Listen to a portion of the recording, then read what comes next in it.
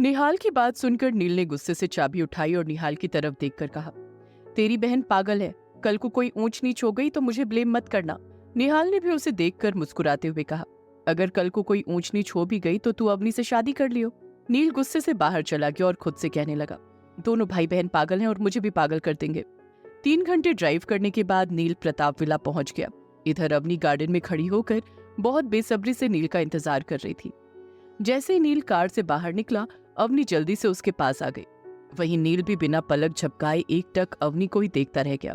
तभी अवनी नील के पास आकर अपने पंजों के बल खड़ी हो गई और फिर उसने पिछली बार की तरह ही नील की टी शर्ट को हल्का सा नीचे किया और अपने चेहरे को उसकी गर्दन के पास ले गई और आंखें बंद करके नील की खुशबू को महसूस करने लगी। तभी एक आंसू अवनी की आंख से गिर गया। वो आंसू गवाह था अवनी के प्यार का, कि उसे नील के अलावा कुछ भी नहीं चाहिए। वहीं नील नहीं चाहता था कि अवनी उसकी जिंदगी में आए, क्योंकि वो अवनी से 9 साल बड़ा था। नील के पास सिर्फ एक 2 BHK अपार्टमेंट था और नील की सैलरी भी ज्यादा नहीं थी। उसकी जितनी सैलरी थी उससे ज्यादा तो अवनी अपने मेकअप पर खर्च कर देती थी। इसलिए नील को पता था कि वो अवनी के लायक नहीं है। वहीं एक रीजन ये भी था कि रुद्र के दादा दादी ने नील को अडॉप्ट किया था और उस एहसान की वजह से नील दादा दादी की नजरों में गिरना नहीं चाहता था। इसलिए भी वो अवनी से दूर रहता था। नील अपनी औकात से बाहर नहीं सोचना चाहता था, क्योंकि वो बहुत समझदार था और उसकी यही बात अवनी को बहुत ज्यादा पसंद थी। थोड़ी देर ऐसे ही खड़े रहने के बाद नील ने कहा, अवनी, मुझे दादी से मिलना है। नील की बात सुनकर अवनी उससे थोड़ा दूर हुई और फिर अवनी और नील दोनों साथ में अंदर आ गए। अंदर आकर नील ने जल्दी से जाकर दादी के पैर छुए और उन्हें गले से लगा लिया। इतने दिनों बाद नील को अपने पास देखकर दादी ने भी उसे बहुत प्यार से गले लगाया और फिर ना जाने क्यों दादी की आंखों से आंसू बह गए। ये देखकर नील ने दादी के आंसू पोंछते हुए कहा, दादी आप फिर से, प्लीज दादी मत किया करो ना ऐसा, वरना मैं यहाँ नहीं आऊंगा। दादी ने कहा, जब तू मेरे पास होता है तो पता नहीं क्यों मुझे बहुत ज्यादा खुशी होती है और फिर ये आंसू अपने आप ही निकल आते हैं। दादी की बात सुनकर नील ने हंसकर कहा, अब आप हीरोइन की तरह डायलॉग मत मारो, इतनी भी मासूम नहीं हो आप दादी। इस पर दादी ने नील के गाल पर हल्का सा थप्पड़ मारते हुए कहा, तुझसे मेरा प्यार बर्दाश्त नहीं होता ना, मेरी मार ही अच्छी लगती है तुझे। इस पर नील ने दादी को कंधे से पकड़ा और फिर मुस्कुराकर कहा, हाँ। इतना कहकर उसने दादी को गले लगा लिया। थोड़ी देर बाद नव्या और शुभ भी हॉल में आ गए।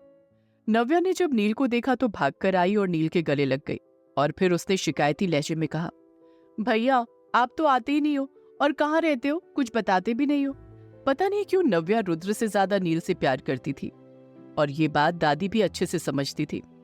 शुभ ने भी नील के गले लगकर कहा, और मेरे भ्राता श्री, क्या हालचाल? उस गुस्सैल बिजनेस टाइकून के साथ रहने में आपको कोई दिक्कत तो नहीं है? शुभ की बात सुनकर नील ने भी हंसकर कहा, दिक्कत होगी भी तो तू क्या कर लेगा?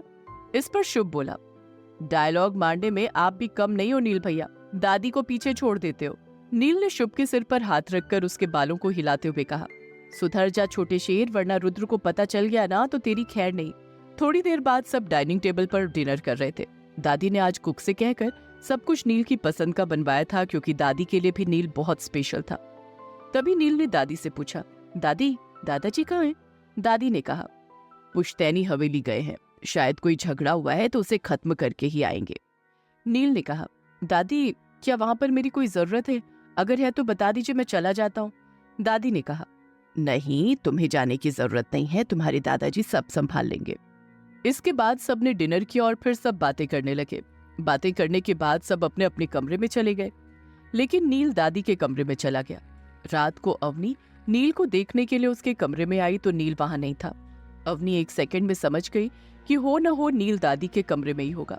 तो अवनी ने दादी के कमरे में जाकर देखा तो सच में दादी बेड पर बैठी हुई थी और नील ने अपना सिर दादी की गोद में रखा हुआ था और दादी बड़े प्यार से नील के सिर पर हाथ फेर रही थी। दूसरी तरफ फार्म हाउस में रात हो गई थी और निहाल सोच रहा था आज डिनर कौन बनाएगा।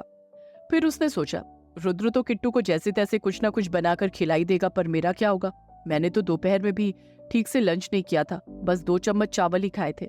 निहाल ने देखा कि रुद्र किचन में कुछ कर रहा है तो निहाल भागता हुआ उसके पास गया और कहने लगा, भाई अब जो भी बनाएगा मेरे लिए भी बना लियो प्लीज भाई, मैं तेरे आगे हाथ जोड़ रहा हूँ। निहाल की बात सुनकर रुद्र ने उसे एक किलर लुक देते हुए कहा, ठीक है। रुद्र ने 20-25 मिनट में पास्ता रेडी कर लिया। फिर उसने पास्ता बाउल में डालते हुए निहाल की तरफ देखकर कहा, ये लो, और इसे लिटिल खरगोश को दे आओ और उससे कह देना कि इसे खाकर दवाई भी ले ले।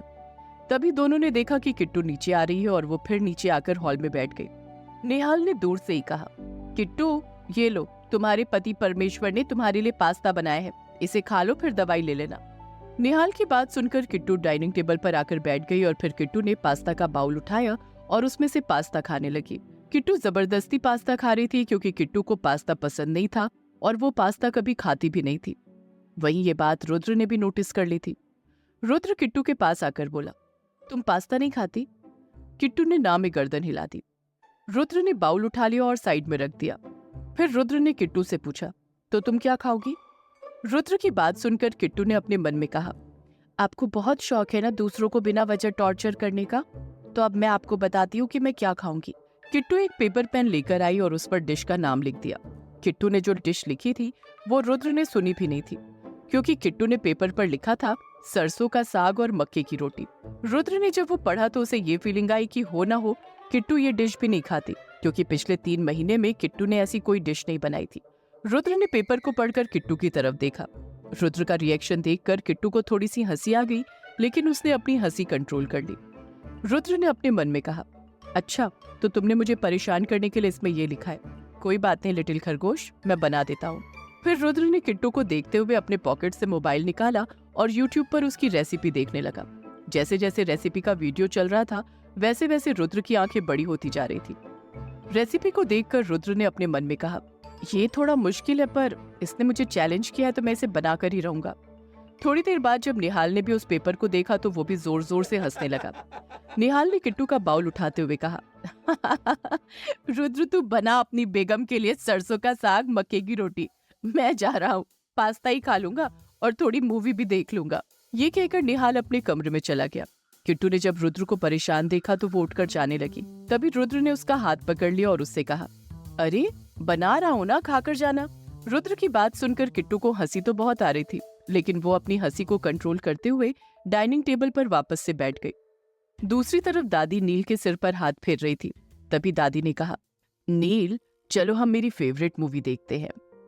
नील बोला, दादी कितनी बार देखोगी, और ये भी कोई मूवी हुई? पहले लड़के और लड़की ने आपस में प्यार किया और फिर शादी से पहले ही लड़का मर गया और मरते मरते उससे ये कह गया कि मेरे बेटे को पायलट बनाना, मैं उसे आसमान में उड़ता हुआ देखना चाहता हूँ। उसकी बात सुनकर दादी ने नील के सिर पर एक चपत लगाते हुए कहा, अच्छा बताऊं तुझे क्या बकवास किया जा रहा है, वो मेरी फेवरेट मूवी है, तुझे चलना है तो चल मेरे साथ, क्योंकि मैं तो आज वही मूवी देखूंगी। नील बोला, दादी आप मुझे ऐसे छोड़कर मत जाइए, आपकी गोद में सर रखकर सोने से मुझे सुकून मिलता है। दादी और नील आपस में बातें कर रहे थे और अवनी उन्हें गेट पर खड़ी हुई देख रही थी। अवनी का मन कर रहा था कि वो भी जाकर नील के बराबर में दादी की गोदी में सिर रखकर लेट जाए, लेकिन वो जानती थी कि अगर उसने ऐसा किया तो नील बलून की तरह फट जाएगा, इसलिए उसने इस बार भी अपना मन मार लिया। फिर वो जाने ही वाली थी कि तभी उसने सोचा, फटेगा तो फटे, मैं तो दादी के पास जाऊंगी। ये सोचकर वो भी जल्दी से आकर नील के बराबर में लेट गई। नील ने जब देखा कि अवनी उसके पास आकर लेट गई है तो वो झटके से खड़ा हो गया और दादी की तरफ देखकर गुस्से में बोला, देखा दादी, कनाडा जाकर सब तमीज भूल गई है, छोटे बड़े का लिहाज सब भूल गई है ये। नील की बात सुनकर अवनी ने नील की तरफ गुस्से से देखकर कहा, आप इतनी बड़ी बड़ी बातें करते हुए थकते नहीं है क्या? इस पर नील ने भी हल्के गुस्से में कहा, दादी देख लो कैसे बोलती है ये। अवनी ने भी नील को छेड़ते हुए आगे कहा, हाँ हाँ सब भूल गई हूँ, बस आप ही याद है मुझे, 2 साल पहले भी यही हाल था मेरा और अभी भी यही है। नील ने गुस्से से कहा, दादी सुन रही हो ना कितनी बकवास करने लगी है ये। अवनी ने थोड़ा एटीट्यूड में कहा, हाँ अब तुम जाओ यहाँ से, क्योंकि अब मैं सोऊंगी अपनी दादी के पास। नील ने कहा, तुम क्यों सोओगी, कल नहीं सोई थी क्या जो आज तुम्हें दादी के पास सोना है, उठो यहाँ से, मैं सोऊंगा। ये देखकर दादी ने दोनों की लड़ाई शांत करने के लिए अवनी के सिर पर हाथ फेर कर कहा, अवनी दादी की बात मानोगी ना, जाओ बच्चा आज नील को मेरे पास सोने दो। अवनी ने ना में गर्दन हिलाते हुए कहा, दादी मुझे कोई प्रॉब्लम नहीं है, ये भी यहीं सो जाएंगे मेरे पास, मतलब हमारे पास। अवनी की बात सुनकर नील की आंखें बड़ी हो गई। नील ने गुस्से से कहा, ये कनाडा से पागल होकर आई है दादी, जल्दी से इसका इलाज कराओ वरना इस पागल का क्या भरोसा, कल को हम में से किसी का सिर फोड़ दे। अवनी ने चिढ़ते हुए कहा, किसी का तो पता नहीं, आपका जरूर फोड़ूंगी। दादी ने फिर कहा, अवनी बेटा चली जाओ ना। अवनी उठकर जा रही थी पर जाते जाते वो नील की तरफ मुड़ गई और फिर वो धीरे धीरे नील की तरफ बढ़ने लगी। और नील धीरे धीरे पीछे होने लगा। पीछे होते होते नील दीवार से सट गया तो अवनी ने अपनी एक उंगली उसे दिखाते हुए धीरे से कहा, आज तो दादी के कहने पर जा रही हूँ, पर मैं भी देखती हूँ कि कल आपको मुझसे कौन बचाएगा। दूसरी तरफ फार्म हाउस से रुद्र पालक लेने के लिए बाहर जाने लगा। जब वो जा रहा था तो उसे देखकर किट्टू को हंसी आ रही थी। किट्टू काफी देर से अपनी हंसी कंट्रोल कर रही थी, लेकिन जैसे ही रुद्र बाहर गया वो जोर जोर से हंसने लगी। रुद्र ने किट्टू के हंसने की आवाज सुन ली तो उसके चेहरे पर स्माइल आ गई। फिर उसने अपने मन में कहा, बना तो रहा हूँ खरगोश, पर नहीं खाओगी ना तो बताऊंगा। क्या रुद्र सच में किट्टू के लिए वो डिश बना पाएगा? और क्या अवनी नील को शादी के लिए मना लेगी? आखिर क्यों है नील दादी के लिए स्पेशल? जानने के लिए सुनते रहिए ये कहानी सिर्फ पॉकेट एफएम पर।